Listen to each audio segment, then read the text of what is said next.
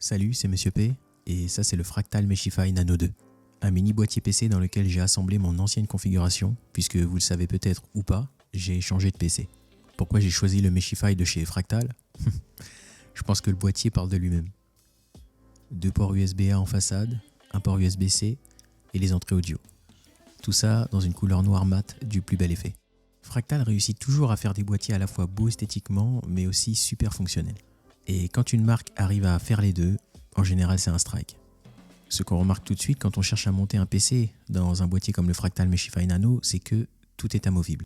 La vitre latérale, tous les filtres à poussière, le top, la grille en façade, mais aussi les grilles intérieures.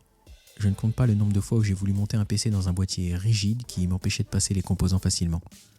Là, c'est plutôt simple. Tout ça laisse place au savoir-faire de Fractal en matière de câble management avec des guides préinstallés.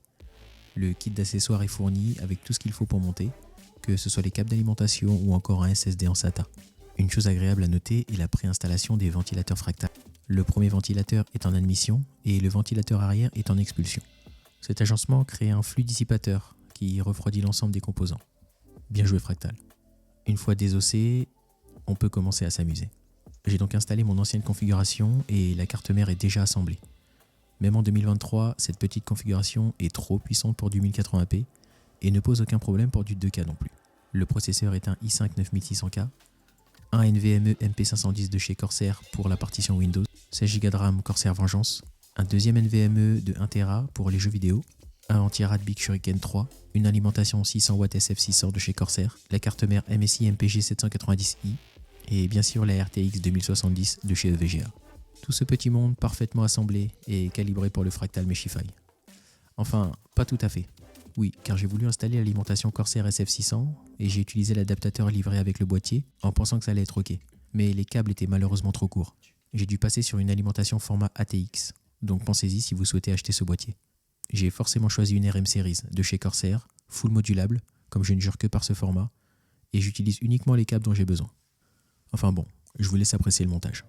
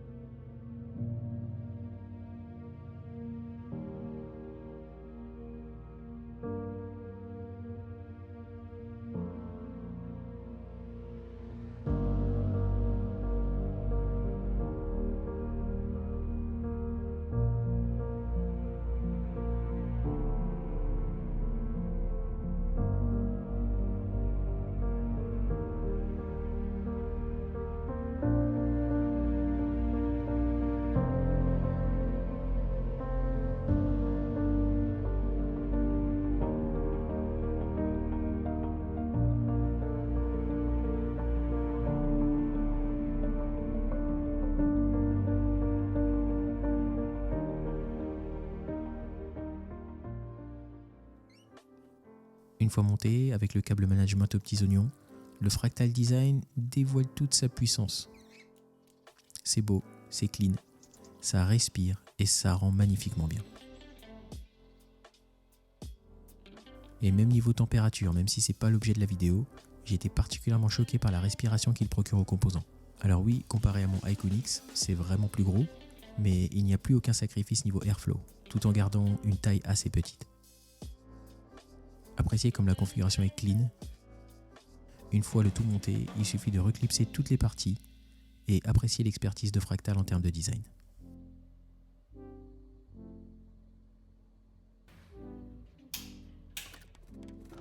Voilà, merci d'avoir regardé jusqu'au bout et je vous dis à la prochaine. D'ici là, portez-vous bien.